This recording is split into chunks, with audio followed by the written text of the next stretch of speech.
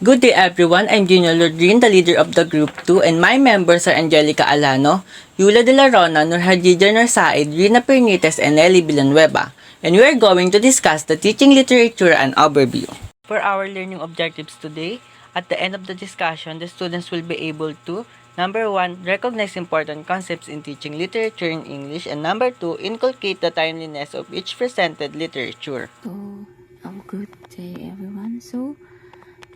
Since last meeting, we are done discussing on what literature is all about. Alam natin sa mapas define literature as the compilations of literary pieces, and sa mapas then define literatures as a reflection of cultural values. So now naman let's proceed to on value of literature. So we're going to talk about on how we value literature. Paano ba natin binibigyan ng halaga ang ating literature? So, una is understanding human condition through literature. Bakit ba nasabing understanding human condition through literature? So, we all know that common themes in literature is including na ang like conflict, loneliness, fear, and growth. So, we as a readers, we connect with all these themes. Why? Because, diba, and parang in specific themes na nakaka-relate sa'yo, like, sabihin na natin loneliness.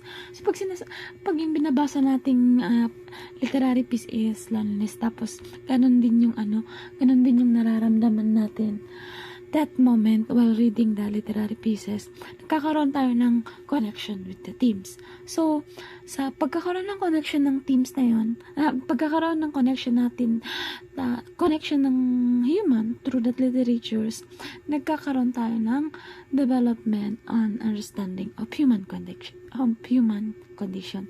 So, and through reading the literary piece or literary context that the characters and the challenges and the success, they face some example of what happened to people when they respond to ignore the universal experience. Kumbaga, we as a readers na i-interpret natin or nako-connect natin kasi nga parang kung anong pinagdaanan ng bida dun sa pinagdaanan na binabasa natin, nakakonect tayo, kumbaga nakaka-relate tayo. So, ang pangalawa naman, let's proceed on what valuing of literature. The first one way of valuing literatures is on the way of how we connect ourselves and on ourselves to literatures by connecting, parang kinoconnect tayo ng literature for us as a human. Yung true na nakaka-relate tayo ng iba't ibang experience or iba't ibang theme sa ating binabasa. So, ang pangalawa naman is, sabi dito is, valuing literature, isa na dito ang provoking our self-reflections and challenging perceptions. So, sabi nga dito, literature is a reflective surface using the intricacies of the character, words, action, the sense in deception, sympathy, and other manifestation that provoke our own self-reflection and challenge perception. So, kumbaga, ang main idea with this, the words na reflective. So, lahat ng literatures natin is nagre-reflect kung anong culture na meron tayo. So, we all know that literature is important to society. Why? Sabi ko kanina, because it reflects cultural values and serves as a tools for teaching those values to others. So, through our literatures, people can learn and our reader can learn about specific periods and history and events that changed the world. And we all know that prose and poetry also provide a way to express emotions, raise questions, and build our critical thinking. So, nabanggit ko na din dun is reflects cultural values and serves as a tool for teaching those values to others. So, isa na dun masasabi nating binabali natin is ang isang literature on yung ginagawa nating tools to for teachings. Parang nagsaserve siya ng tools ng pagtuturo natin sa iba kung anong merong culture na tayo. One way of valuing all literature na yon. So, ang last one na sinabanggit ko din kanina is through literatures, we learn about specific periods and history and events that changed the world. Nabanggit ko kanina. So, di ba, syempre, nasa 21st century na tayo. Syempre, nasa modern world na tayo. So, through literatures, nababalik tanaw natin ang nakaraan na pinagdaanan ng mga ninuno natin. And that way, na ginawa natin na sa pagbalik tanaw, one way of valuing literatures na yun, or on literature. So, sinabi din natin kanina, di ba? Isa sa mga talaga ng literatures is yung prose and poetry before na nagkaroon ng mga drama, ng mga novels. Nauna talaga ang prose and poetry na nagpro-provide sila ng way to explore emotions, raise question and breed critical thinking tulad ng aking nabanggit kanina. So, I hope you learned something from me, and that's all for my parts. Thank you. So second is deepening knowledge through literature. Literature offers way for readers to deepen their understanding about historical events. A story transports them back in time, and reading about how the characters respond to and are affected by what happens bring to his life.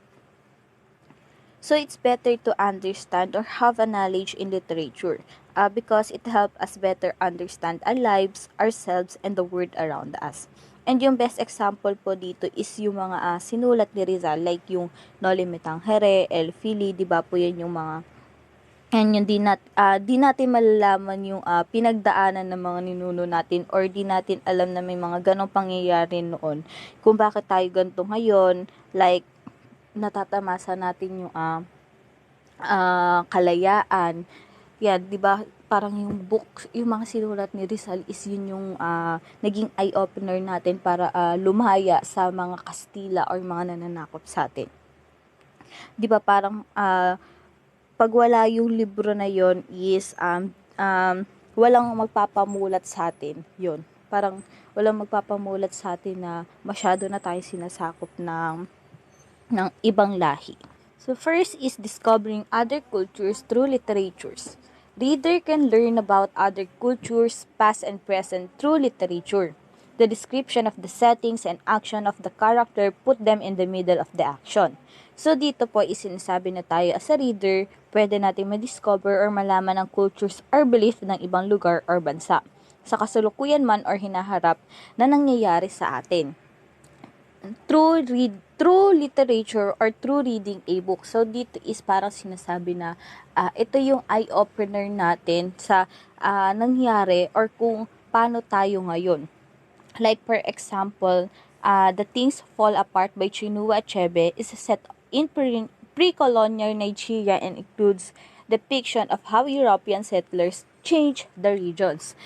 Other example is yung mga Noli Me Tangere, yung mga ginawa ni Rizal para maging eye-opener sa atin na hindi na tama yung ginagawa ng mga nananakop sa atin. Masyado na tayo nagpapasakop sa ibang lugar or ibang lahi. So yun yung naging eye-opener natin, yung mga sinulat ni Rizal. So for my part, which is the factors affecting interest in literature, let me discuss some of the factors affecting the interest in literature. Some of the factors that affects the interest of the children's individuals why they need to read and value literature are: the first one is literature helps to promote empathy to the child, developing great understanding of human condition. In addition, it will also lead the readers to travel other realms and times through texts that they read and understand about their own culture and other cultures. So being knowledgeable about literature can help us gain a deeper understanding about what is literature all about. Also, it can help us to be aware about the traditions, cultures, and beliefs of others. When we are reading, our imaginative mind works and we can imagine and comprehend the things that we read. That's why literature is very powerful. because it can help us delve into other dimensions and imagine a lot of things that are not real. If we relate and feel the hidden meaning of different written works, it's possible that we can imagine a lot of things. The second one is literature tends to impart multiple perspective and understand the complexity of human nature, develop a sense of individuality and creativity, and you can learn different skills of persuasion as they need to convince others of their interpretation and build their own confidence. On the other hand, literature can help us to be skilled because it can serve as an eye-opener for us to respect and understand the complexity of human nature. With the help of literature, we can be creative and we can learn different skills that we can apply in ourselves as an individual, not just being aware but literate as well on a lot of things. Lastly, students who only learns the English language. With its emphasis on reading and writing skills, sometimes fail to see the point of studying English literature. But English literature can introduce students to a range of aspects, not only the English language, but also of English literature. Moreover, literature helps students to learn a lot of things and be knowledgeable enough not only the elements, purpose, and importance of a one literary works, also the real meaning of English language and English literature. Let's proceed to factors that affects interest in reading literature. The first factor is time. We all know that people nowadays don't have any time to read literary texts because there's have a lot of things that caught our attentions and relieves our stress. Like we are more favor on playing online games, browsing different social media platforms, and much more. Also, we don't have time management because there's have a lot of important things that we need to do. The second factor is resources. Resources is one of the factors why a lot of people don't read books because we all know that books are very expensive and browsing and online are time consuming. Also, if we don't have enough data or internet connection, that's why resources also affects our interest in reading. Lastly, the what to read and when to start reading. This factor also have a big impact to the readers because if we are a first-time reader, it will be hard for us to choose the literary works that suits on our interest.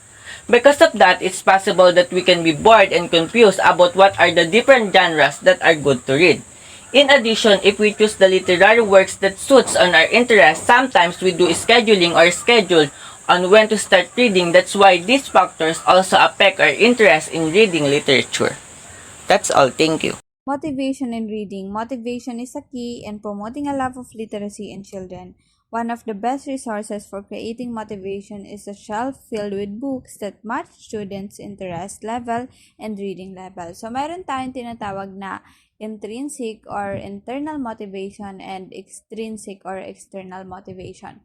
So, pag sinasabi nating internal motivation, ito yung motivated yung bata magbasa kasi gusto nila, kasi they experience pleasure in reading, they experience enjoyment, so nag-i-enjoy sila sa mga binabasa nila and gusto talaga nilang magbasa. And while yung external motivation naman is nagbabasa yung bata kasi pwedeng may reward, like pag nagbasa sila, pwede silang bigyan ng sticker or bigyan sila ng other books or may plus points sila sa grade, so merong reward. So, in that way, mamomotivate sila na magbasa. So, this both motivation in reading is essential for kids para ma-motivate sila na magbasa. And sinasabi rin na mas mamomotivate yung mga bata in reading kapag nakaka-relate sila o nagre-reflect sa kanila yung mga binabasa nila na books. Like for example, ang binabasa nila is story na nakaka-relate sila sa nangyayari sa family nila o nakaka-relate sila sa sarili nila, sa pagiging individual nila, or nagre-reflect yung mga binabasa nila sa kanila, and meron silang mga natututunan sa books na yon. So, in that way, mas nag-motivate yung mga bata na magbasa. So, here are some suggestions of how any teacher teaching a reading subject that the student can participate in this mission and how parents can help. So first, read. So ito yung simple first step. So kung gusto mo mag-encourage ng mga bata na magbasa, dapat makita rin nila sa iyo yan as a teacher. So we read for pleasure, information, instructions, connecting with others, and so on. So kung makikita ng mga student that you are motivated in reading, that you love reading, so pwede mo silang ma-inspire para magbasa din. Second is to share your reading experiences. So, pwede mo i-share sa colleagues mo, sa friends, especially sa students. So, pwede mo i-share sa kanila kung ano yung nabasa mo, ano yung natutunan mo from that book or from the text, kung marirecommend mo ba sa kanila. And as a teacher, pwede mong ma-share sa kanila kung gaano ka nakaka-inspire yung pagbabasa, kung ano yung mga matututunan mo and madi-discover mo pag nagbasa ka. And third one is invite students to socialize around reading. So, ayun, pwede kang mag-set up ng book clubs, reading groups, literature circles, or mga group lang ng students sa room. Pwede mo silang ipa-activity about reading. So, pwede mo silang bigyan ng reading material na magsusocialize sila. So, pag-uusapan nila yung isang book na yon, magkakaroon sila ng reading comprehension, mag-share sila ng ideas, and that way, natuto na sila magbasa, na-build pa yung kanilang socialize sa iba. Fourth one is to invite authors to speak. So, ito, pwedeng mag-invite yung mga teacher ng mga authors.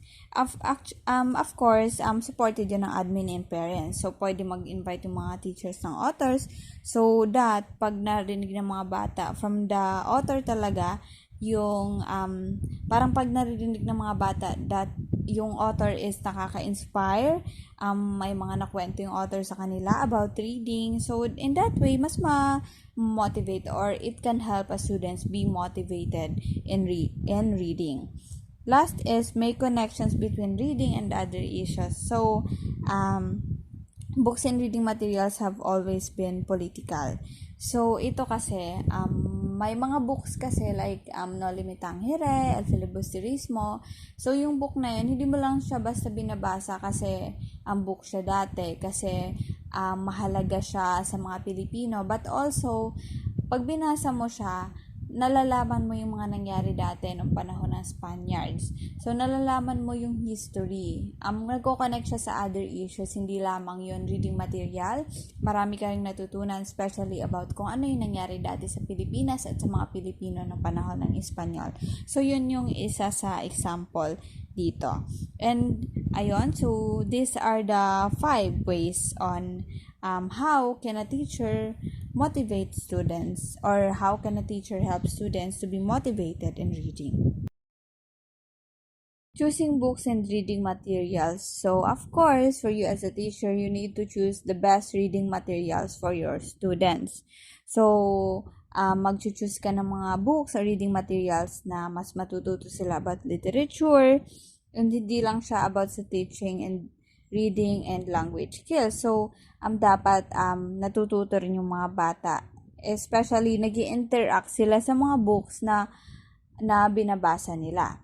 And also, it is a role of a teacher to bring this relationship to a conscious existence within a child. So, yung mga reading materials dapat na binibigay natin, katulad na sinabi ko kanina, is dapat nakaka-reflect o nakaka-relate yung mga bata. Kasi in that way is mas natututo sila. So, katulad sa mga books na binibigay mo sa kanila, may yung mga binibigay mo story, mga reading materials, may mga moral lesson, may mga matututunan sila, and mag-i-increase yung motivation nila sa reading.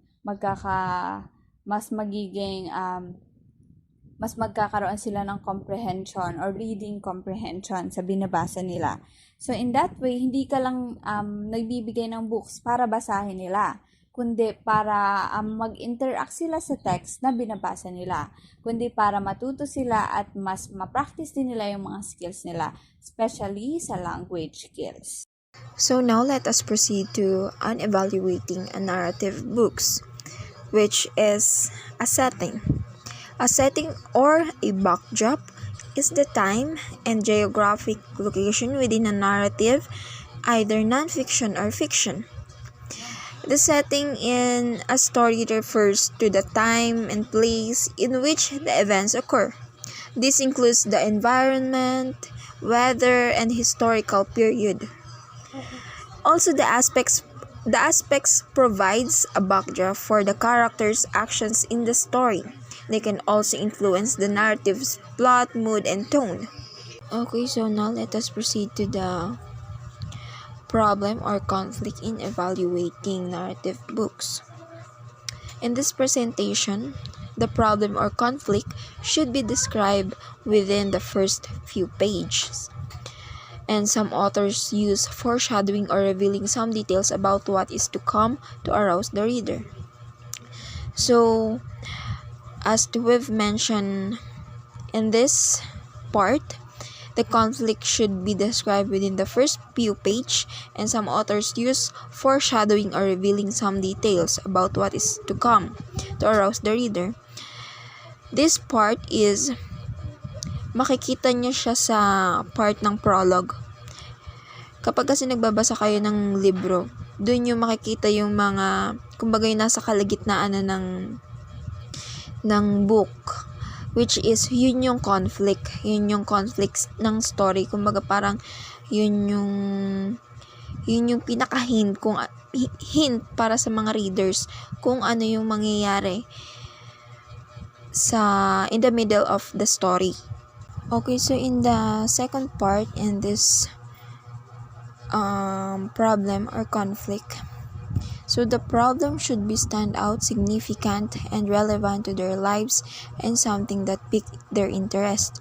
The problem should be interesting to the teacher to influence the learners. So a conflict is a literary device that presents the struggle between two sides due to the disagreement in values, desires, motivations, and etc. In a novel, a conflict can present new sides of a character and the plot, and establish the main action, create tension, and lead to the resolution. But some causes of conflict in narratives include ignorance, fear, dilemma, and prejudice. Conflict can be either internal or within the character, or external, or let us say between characters or other external forces. And some types of conflict in literature include character versus self, character versus character, character versus nature, character versus the supernatural, character versus society, character versus technology, and character versus God. Alright, good day everyone. So, I'm Miss De La Rona.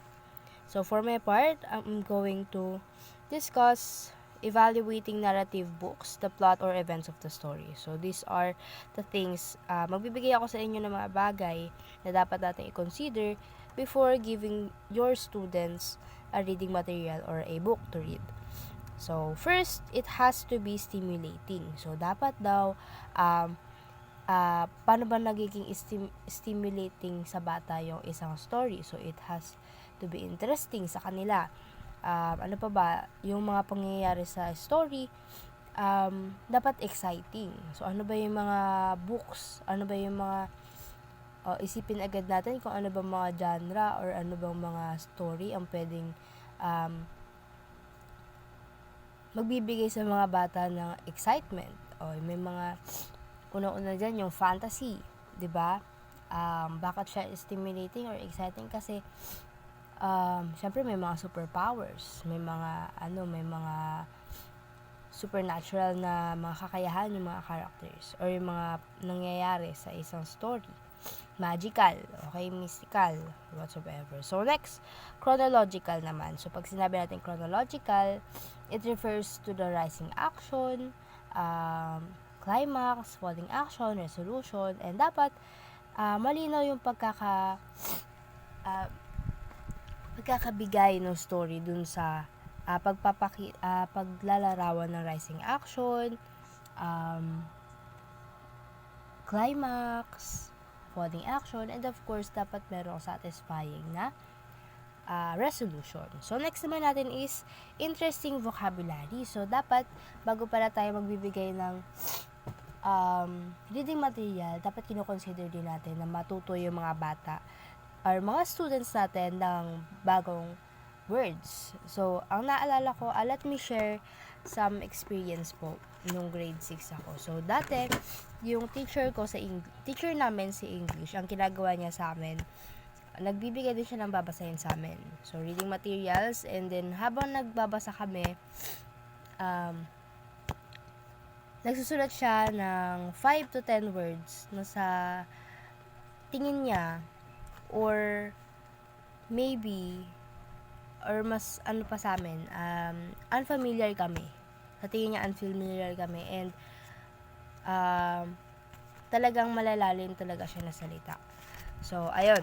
So, after niyan, papa-assignment niya yan sa amin, hanapin namin sa dictionary. After namin mahanap sa dictionary, susulat namin sa notebook, and then kinabukasan, magpapaspelling siya. After niya magpaspelling, saka naman namin uulitin or i-recite kung ano ba yung mga definitions na nahanap namin sa dictionary. And after that, itatry namin and ng teacher namin na gamitin yung words na yon into sentences. So, ayun yung naalala ko.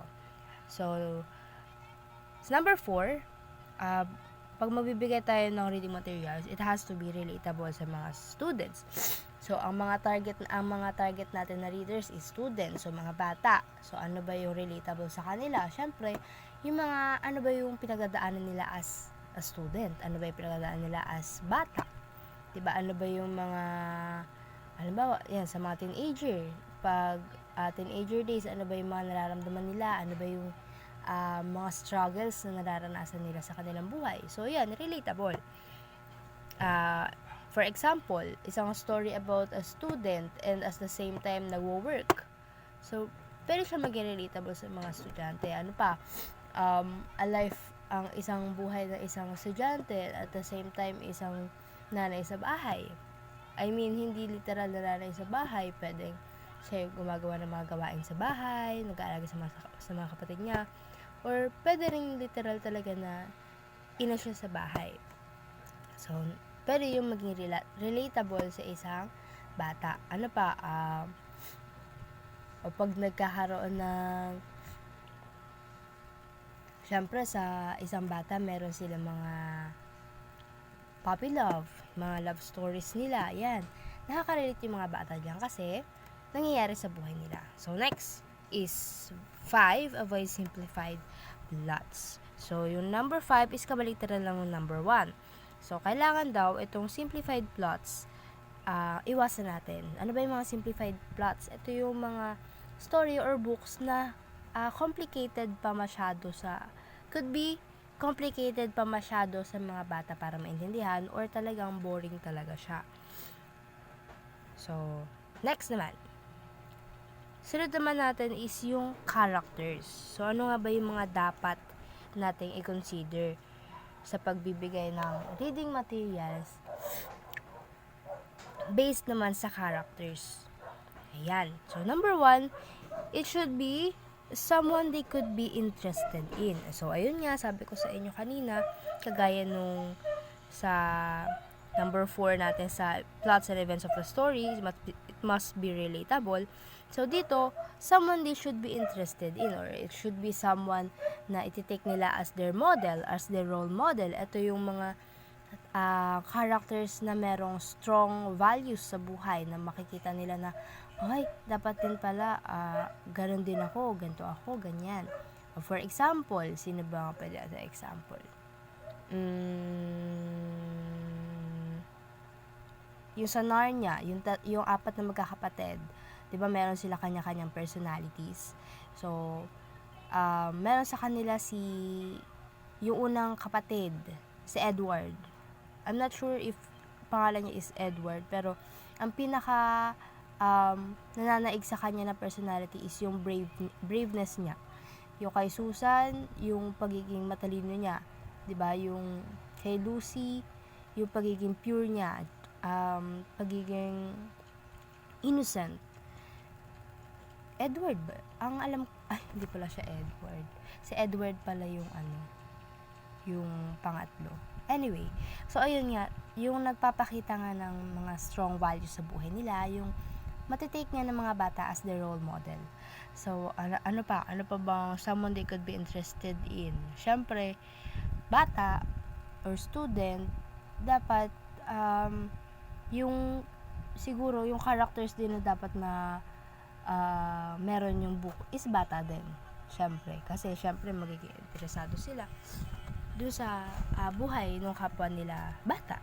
So, number 2, it should be clearly described or introduced. So, dapat daw mapapakita sa story na malinaw yung pagkakalarawan sa mga characters na nandun sa story. So, syempre, hindi naman, sino ba namang gustong magbasa ng book na hindi mo maintindihan kung ano ba talaga yung character? Tao ba siya? May ano ba siya? Yung magulo yung pagkakalarawan sa character. So, syempre, mahirap na mag-imagine nun pag magulo yung pagkakapakilala sa mga character. So, sunod. Number 3, it has to be merong personality, qualities, through actions, conversations, and the way they think. So, dapat daw, yung mga characters natin ay merong mga kanya-kanyang or may makikita tayong personalities or qualities na makikita natin sa mga action na inilalarawan sa story, sa conversations na meron yung isang character. Halimbawa, paano ba siya magsalita? Straightforward. Ano ba yung character natin? Timid. Medyo nauutal ba yung ano natin, yung ating character? Ano pa? Medyo may pagka-plastic ba yung ating character? Sa pamamagitan ng conversations, may pagka-sarcastic, yan yung ganyan. And the way they think, ayan, paano ba mag-isip yung character natin? Logical, very creative, very, ano pa ba?